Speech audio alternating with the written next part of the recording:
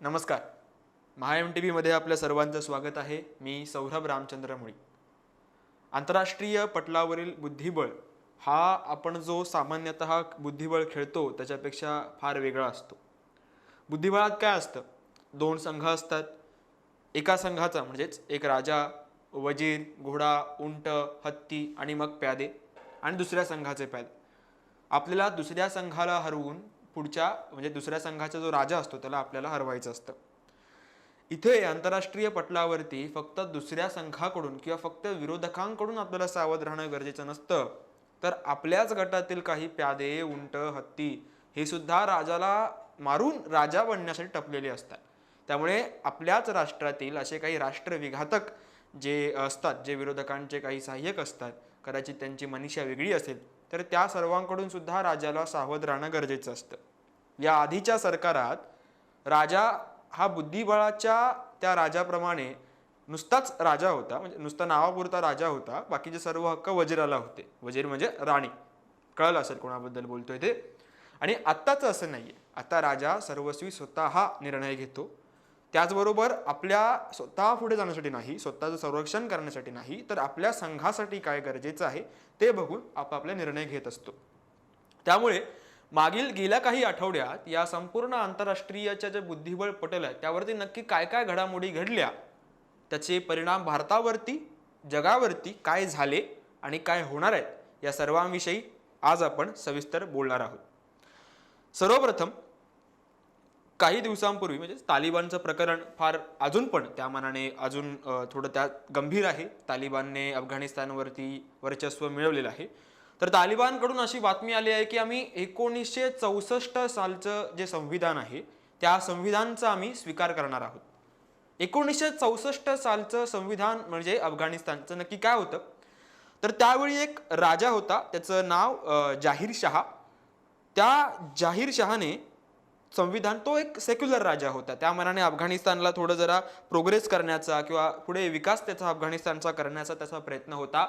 जसा इकडे टर्कीमध्ये केमाल अतातुर्कने केला, परंतु जाहीर शाह त्यामध्ये सफल म्हणजे झाला नाही, यशस्वी ठरला नाही. त्याने त्या संविधानात स्त्रियांना अनेक स्वातंत्र्याचे हक्क दिले होते. त्या पद्धतीने तालिबान असं म्हणतंय, दिखावा तरी करतंय, कारण त्यांना आता कुठूनच फंडिंग म्हणजे सगळ्यांनीच फंडिंग थांबवले. त्यांना अजून त्यांनी राष्ट्रच मांडलेलं नाहीये किंवा राष्ट्राचं सरकारच तालिबानला मांडलेलं असल्या कारणामुळे त्यांना कुठून फंडिंगच येत नाहीये. ज्याच्याकडून येतं ते चायना हे उदार नाहीये. चायना लोनवरती विश्वास ठेवतं. तेच तुम्ही डेब्ट ट्रॅप पॉलिसी चायनाची ऐकली असेल तर. त्यामुळे तालिबानला सुद्धा काही नेते थोडेफार शिक्षित असतील तर त्यांना सुद्धा माहिती आहे की चीन आता जे आपल्याला देत आहे त्याच्यापेक्षा दुप्पट तिप्पट आपल्याकडून कधी ना कधी घेणार आहे. त्यामुळे त्यांना खरा जो स्रोत होता तो खरं तर पाकिस्तानकडून होता, पण आता पाकिस्तानमध्ये सुद्धा युएसने सँक्शन लादलेले आहे. त्याच्याविषयी आपण बोलूच, हे इंटरलिंक्डच आहे थोडं. तर त्या 1964 सालचं संविधान तालिबान आता अंगीकारणार आहे, तर हे उत्तम गोष्ट आहे ना, चांगली गोष्ट आहे ना विकासासाठी. परंतु तसं नाही याचं कारण तालिबान असं सुद्धा म्हणतंय की 1964 सालचं संविधान आम्ही अंगीकारणार आहोत, परंतु आमच्यासाठी अजून पण शरियाला लॉ जो आहे, शरिया जो कायदा आहे तो सर्वात मुख्य ठरणार आहे, सर्वात मोठा ठरणार आहे. आता शरिया कायदा म्हणजेच काय होईल, ज्यावेळी असे काही प्रसंग येतील की या संविधान आणि म्हणजे वादग्रस्त, म्हणजे शरिया लॉ काहीतरी वेगळं म्हणते आणि हे संविधान काहीतरी वेगळं म्हणतंय, तर अशा वेळेस आम्ही शरिया लॉ जे काही म्हणतंय त्याचा आम्ही स्वीकार करणार आहोत, अथवा ते जसं म्हणतंय तसं आम्ही चालणार आहोत, वागणार आहोत, बोलणार आहोत. याचा अर्थ काय की तेच शरिया कायद्यात जसं जसं लिहिलेलं आहे की स्त्रियांना स्वतंत्र नाही, स्त्री पुरुषांनी बोलू नये, स्त्रियांनी बुरखा घालून चालावं, स्त्रियांना कोणत्या प्रकारे स्वतंत्र, असं म्हणजे जे काही बंधनं आहेत ती बंधनं राहणारच आहेत. म्हणजे दाखवायचे दात वेगळे आणि खायचे दात वेगळे असंच काही तालिबानचं प्रकरण चालू आहे. जसं तुम्हाला म्हटलं, थोडं आर्थिकदृष्ट्या असेल, जगात थोडा आम्हाला एक सरकार म्हणून घोषित करण्याचा त्यांचा प्रयत्न असेल, म्हणून ही सर्व कारवाई आपल्याला दिसून येते. आता जे युएसने सँक्शन लादलेत ह्याच्यावरती, कोणावरती? पाकिस्तानवरती. का? तर त्यांचं असं म्हणणं आहे की पाकिस्तान, त्याचं एक खरं नाव आहे त्याचं, त्या ट्रिटीची त्यांनी लॉ त्यांना पास करायचं आहे अजून. तो लॉ आहे the Afghanistan counter terrorism oversight and accountability act.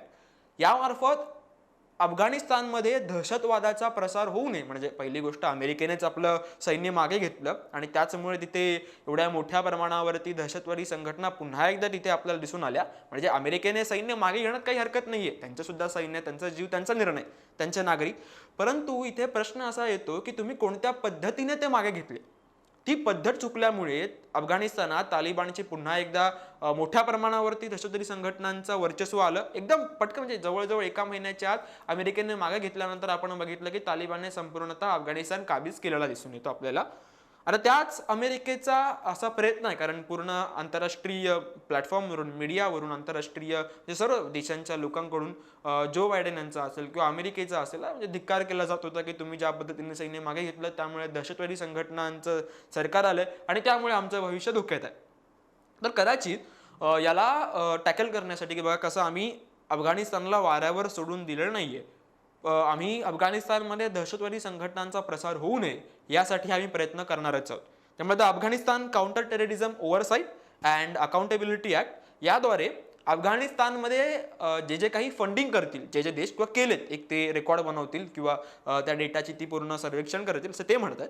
आणि त्या डेटानुसार आम्ही काय करू तर रशिया, पाकिस्तान, त्या जे आहेत परत अफगाणिस्तान यांच्यावरती ते सँक्शन लादणार आहेत इकॉनॉमिक दृष्ट्या, आर्थिक दृष्ट्या. आणि जशी ही बातमी बाहेर आली, पाकिस्तानमधील आतापर्यंत कधीच झाला नाही असं त्यांचं शेअर मार्केट ढासळलेलं आहे. तिकडे सुद्धा एक रुपी असते, त्या रुपीची किंमत प्रचंड मोठ्या प्रमाणावर ढासळलेली आहे आणि ती ढासळत राहणारच आहे. त्यामुळे अफगाणिस्तानमधील तालिबान ज्या पाकिस्तानवरती उड्या मारत होतं ते पाकिस्तान सुद्धा आता खऱ्या अर्थाने आर्थिकदृष्ट्या ढासळलेलं आहेच. हे सर्व सुरू असताना जेव्हा युएसएने पाकिस्तानवरती सँक्शन लादले इकॉनॉमिकल दृष्ट्या, त्यावेळी टर्की जो आहे, तुर्की ज्याला आपण जो मध्य एशियातील एक देश आहे, त्या तुर्की जो ओटोमन एम्पायर बनण्याचा प्रयत्न करतोय त्याच्याविषयी बोलूच, तर तुर्कीने युएसएचा हे केलं की युएसए खऱ्या अर्थाने सपोर्ट करतं टेररिझमला आणि अशा देशांवरती आरोप टाकतं जे युएसएला त्या मानाने काउंटर करू शकत नाहीत आंतरराष्ट्रीय दृष्ट्या. ते आपलं म्हणजे बोट दुसऱ्यांना दाखवतात, स्वतःचं जे नग्नपण आहे तो लपवण्यासाठी दुसऱ्यांकडे बोट ते दाखवत असतात असं तुर्कीचं म्हणणं आहे. तुर्कीने मागच्या वेळी सुद्धा म्हणजे आता जे UN सिक्युरिटी काउन्सिल झाले त्याच्यामध्ये सुद्धा काश्मीरचा विषय मांडला होता, इतर कोणत्याच देशांनी मांडला नव्हता, स्वतः चीनने सुद्धा मांडला नव्हता एवढ्या मोठ्या प्रमाणावर, तेवढं तुर्कीने मांडला होता. याचं कारण असं की तुर्कीला आता पुन्हा एकदा मुस्लिम देशांचा एक नेतृत्व उदयास त्यांना पुन्हा यायचं आहे. आता त्यामुळे काय झालंय की तुर्कीला पुन्हा एकदा नेतृत्व म्हणून उदयास यायचं, कारण ते ओटोमन एम्पायर होतं, त्याचबरोबर कॅलिफेट म्हणजे जे स्वतःला मानायचे ते म्हणजे केमाल पाशाने किंवा केमाल आतातुर्कने जेव्हा म्हणजे ॲग्रीमेंट केली, ट्रिटी केली, त्याचं नाव आहे ट्रिटी ऑफ लॉसेम 1923 साली. कारण सर्व नाटो देशांनी पूर्ण फाडला होता, म्हणजे जे ओटोमन एम्पायर होतं ते प्रत्येकाला विभागून घेतलं होतं आणि तुर्कीला ते देश म्हणून मान्यता देत नव्हते. तुर्कीमध्ये त्यावेळी प्रचंड मोठ्या प्रमाणावरती या सर्व ब्रिटिश किंवा असे वेगवेगळ्या देशांचं इथे साम्राज्य आपल्याला दिसून येतं. त्याच वेळी आपल्याकडे खिलाफत मुवमेंट झाली होती की आपल्या भारतामध्ये सुद्धा. तर त्या तुर्कीचा आता असा प्रयत्न की 1923 नंतर, म्हणजे त्यांचं असं म्हणणं आहे की 1923 साली डील झाली, त्याला 2023 मध्ये 100 वर्ष पूर्ण होतील आणि त्यानंतर आम्ही पुन्हा एकदा तिथलं जे सरकार आहे, सरकारचं नाव आहे एर्दोगान पार्टी. 2023 साली तुर्कीमध्ये पुन्हा एकदा निवडणुका होणार आहेत. तुर्कीने स्वतःला केमाल आतातुर्कने ट्रिटी केल्यानंतर सेक्युलर मांडलं, त्यामुळे ते कॅलिफेट राहिले नाहीत. सेक्युलर म्हणजे आम्ही कोणत्याच धर्माचे अनुयायी नाहीत किंवा आमच्या देशात सर्व धर्मांना समान स्थान आहे, कोणीही प्राथमिक नाही.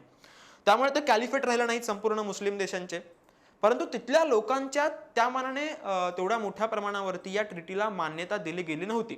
आता ती मान्यता दिली गेली नसल्या कारणामुळे म्हणजे त्या लोकांच्या असंतोष होताच, परंतु आतातुर्कने आधुनिक पद्धत वापरून, शिक्षणाचा प्रसार करून, स्त्रियांना स्वातंत्र्य देऊन हा विषय थोडा बारगळला होता.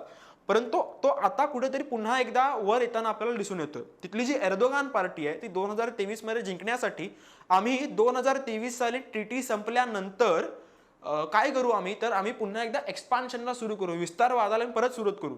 आता खऱ्या अर्थाने हे काही फोलच ठरणार आहे. जर तुम्ही मॅप बघत असाल तर तुर्कीच्या उत्तर दिशेला जर तुम्ही बघितलं सर्व नाटो देश आहेत, त्यामुळे पुन्हा एकदा वॉर छिडण्याची शक्यता आहे, वॉर होण्याची शक्यता आहे. त्यामुळे मला नाही वाटत की तुर्की तिथे आक्रमण करेल. उरला फक्त सिरिया, तो त्यांच्या साऊथला येतो, तो सिरियाचा फक्त काही भाग तो पुन्हा एकदा आपल्यात वर्चस्वात घेऊ शकतो.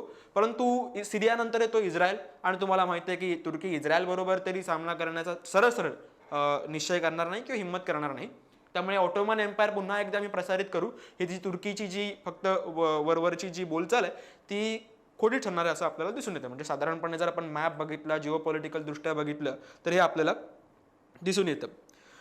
आता हे सर्व सुरू असताना म्हणजे हे तुम्हाला कळलं की कशा प्रकारे पाकिस्तान, त्यानंतर अमेरिकेचे USAचे पाकिस्तानवर ते सँक्शन आणि त्यानंतर तालिबान अफगाणिस्तानमधील प्रकरण, ते 1964 साली कॉन्स्टिट्यूशन, बिकॉज त्यांना सरकार म्हणून घोषित करायचे स्वतःला आणि त्यासाठी त्यांना कारण त्यांना फंडिंग पाहिजे. ते पाकिस्तान सुद्धा बंद झाले कारण पाकिस्तानचं अमेरिकेकडनं सँक्शनमुळे पडले. अरे त्या आपल्याला स्वतःचं एक मुस्लिम नेतृत्व आम्हाला बनायचं, ऑटोमन एम्पायर बनायचं, पुन्हा एकदा स्वतःला कॅलिफेट म्हणून घोषित करायचं आहे इस्लामांचं, मुस्लिम धर्मांचं. त्यासाठी हे सर्व पाकिस्तानचा सपोर्ट करणे, ते सर्व आपल्याला दिसून येतं. म्हणजे हे सर्व इंटरलिंक्डच आपल्याला दिसून येतं. त्याचबरोबर आता एक कतारमध्ये, कतार, कुवैत म्हणजेच अरब देशांमध्ये एक मुवमेंट चालू आहे. ती मुवमेंट म्हणजे बॉयकॉट इंडिया प्रोडक्ट मुवमेंट. जसे आपण इथे बॉयकॉट चायना प्रोडक्ट मुवमेंट केली, तशी कतार, कुवैत आणि या सर्व काही भागांमध्ये, देशांमध्ये बॉयकॉट इंडियन प्रोडक्ट मुवमेंट ही मुवमेंट सुरू आहे. का सुरू आहे? कारण आसाममध्ये ढोलपूरमध्ये एक आपल्याला माहितीचा एक प्रसंग घडला, थोडा जरा व्हायलन्स झाला, हिंसक घटना घडली मुस्लिम. कारण मुळामध्ये ती हिंसक घटना आपण काय मुद्दामून किंवा जाणून बुजून केली नव्हती.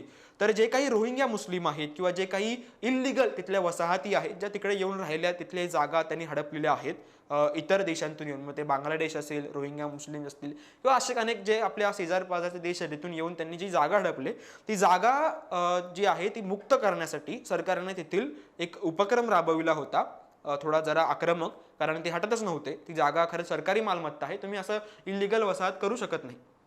त्यावेळी थोडं हिंसक घटना घडली. आता या घटनेला पाकिस्तानने एवढा मीठ, मिरची, मसाला लावून कुवैत किंवा अरब देशांमध्ये प्रसारित केलं. मुळात हा म्हणजे डायरेक्ट ते समोरासमोर येऊन पाकिस्तान कधी अशा गोष्टी करत नाही. मग स्वतःचं VPN बदला, म्हणजे मीडियावर स्वतःचं नाव बदला आणि त्याद्वारे ती असे व्हिडिओ म्हणजे कट करून फक्त आपल्याला जे दाखवायचं ते दाखवण्याचा उद्देश त्यांनी तिथे केलेला आहे. आता हे व्हिडिओ बघून अरब देशातील जे काही मुस्लिम देश आहेत, म्हणजे जसं कुवैत असेल, त्यांना असं वाटायला लागलं की भारतामध्ये मुस्लिमांवरती प्रचंड मोठा असंतोष आहे, म्हणजे मुस्लिमांचा ॲट्रॉसिटीज होतं, ज्यांचा अन्याय त्यांच्यावरती होतोय.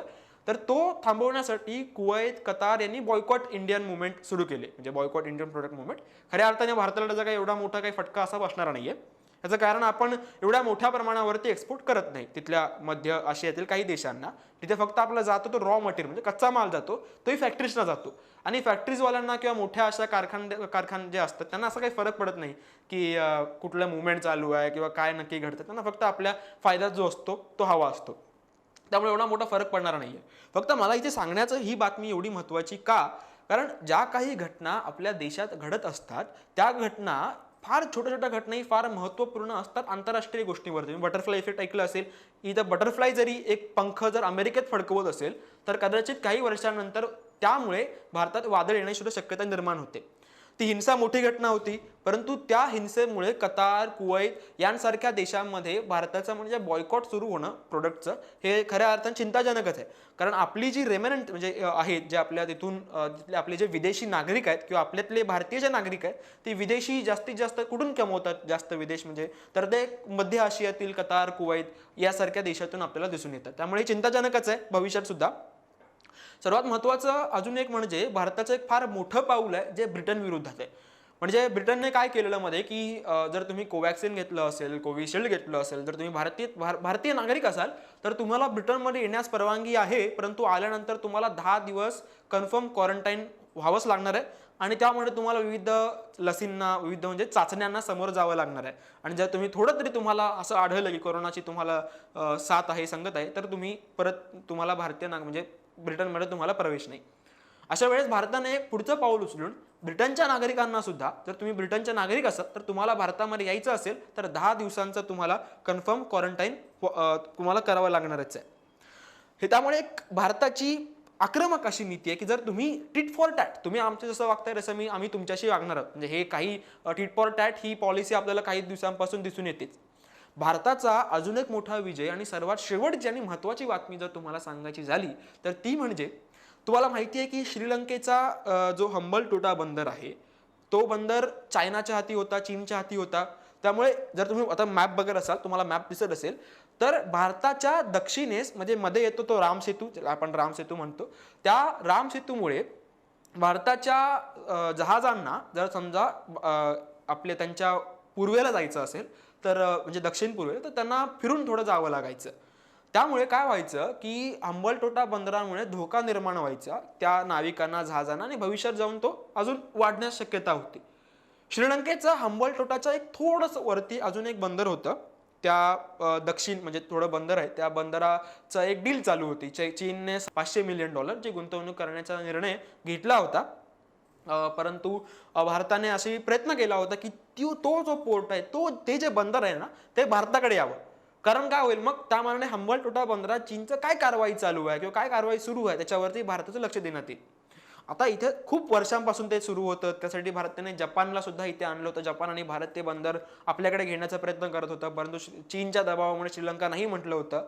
असे काही प्रसंग चालू होते. परंतु आता अडाणी पोर्टने म्हणजे जे अडाणी पोर्ट अडाणी जी प्रायव्हेट कंपनी आहे त्या प्रायव्हेट कंपनीने $700 मिलियन गुंतवणूक करार करून श्रीलंकेचा जो वरचा जो एक बंदर आहे म्हणजे हंबलटोटाचं थोडं वरती बंदर आहे ते बंदर आपल्याकडे घेतलेलं आहे. हे थोडं म्हणजे बॉटच आहे बिल्ड.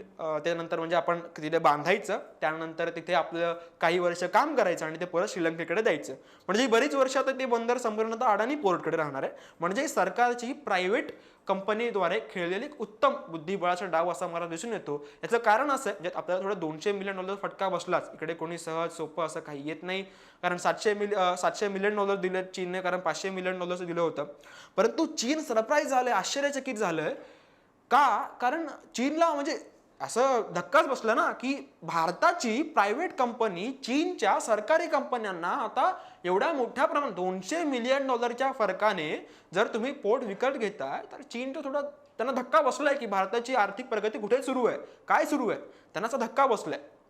हीच एक आनंदाची बातमी होती. त्यामुळे श्रीलंकेत काय घडामोडी सुरू आहेत, कारण एक ते बंदर आहे त्या बंदराच्या पाठी ते एक म्हणजे स्वतःचं एक बंदर बनवणार, आर्टिफिशियल बंदर बनवणार आहेत आणि ते पूर्ण चीनच वापरणार, श्रीलंकेला नाही, अशा काही बातम्या होत्या. तिथून ते स्वतःच्या शस्त्रास्त्रांचा सुद्धा काहीतरी ते काळाबाजारी सुरू आहे. तर त्या सर्वावरती लक्ष ठेवण्यासाठी म्हणजे भारताच्या सुरक्षा व्यवस्थेसाठी ही फार मोठी आणि उत्तम आणि चांगली बातमी आहे. म्हणजे ते उद्योग व्यवस्थेसाठी सुद्धा, कारण $700 मिलियन आपण विकत घेणं म्हणजे आपली आर्थिक भरारी सुद्धा दाखवतं, त्याचबरोबर आपली स्ट्रॅटेजिक भरारी सुद्धा दाखवतं की आपण फार आता दूरदृष्टीपणाने विचार करतोय काय घडणार आहे 5-6 वर्षानंतर, 10 वर्ष, 100 वर्षानंतर सुद्धा काय घडणार आहे, त्यावरती आपण विचार करताना दिसून येतोय.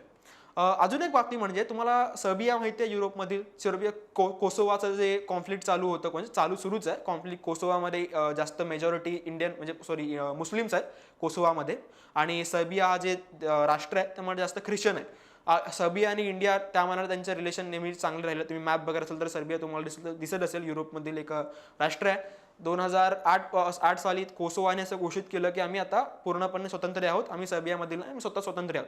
अनेक राष्ट्रांनी युरोपमधील त्याला सपोर्ट केलेला आहे, कारण सर्बिया आणि रशियाचं संबंध चांगले आहेत. त्यामुळे तेथील जे युरोपमधील जे नाटो देश आहेत ते रशियाला खच्चीकरण करण्यासाठी सर्बियाला थोडे विरोध करून कोसोवाला झुकतं माप देत आहे, कारण तिथे मुस्लिमांचं नंतर प्रमाण वाढलं, जसंच भारताचं सुद्धा होत असतं प्रत्येक राज्याचं तसं. त्यामुळे सर्बिया आणि भारताने आता एकमेकांना सहाय्य करण्याचा निर्णय घेतलाय. सर्बिया म्हणते की काश्मीरला सर्बियाने नेहमीच सपोर्ट केलेलाच आहे आणि इथे काश्मीर सुद्धा भारत सुद्धा कोसोवाला सपोर्ट करणार आहे की ते संपूर्णतः सर्बियाचं म्हणजे कोसोवा जो आहे तो सर्बियामध्ये असणार आहे. तर हे सर्व आंतरराष्ट्रीय पटलावर मागील काही आठवड्यात काय काय घडलं हे मी तुम्हाला सांगितलेलं आहे. मला अशी आशा आहे की हा व्हिडिओ तुम्हाला आवडला असेल, काही नवीन शिकायला मिळालं असेल. तुमचे काही प्रश्न असतील अथवा तुम्हाला अजून अशी काही बातमी माहिती असेल तर ती आमच्याबरोबर कमेंट बॉक्समध्ये शेअर करायला विसरू नका. हे आमचं फेसबुक पेजवर तुम्ही जर व्हिडिओ बघत असाल तर त्याला लाईक करायला विसरू नका. यूट्यूब चॅनलवर बघत असाल तर सबस्क्राईब करा, लाईक करा आणि आपल्या मित्रपरिवारांपर्यंत अधिकाधिक शेअर करा. धन्यवाद.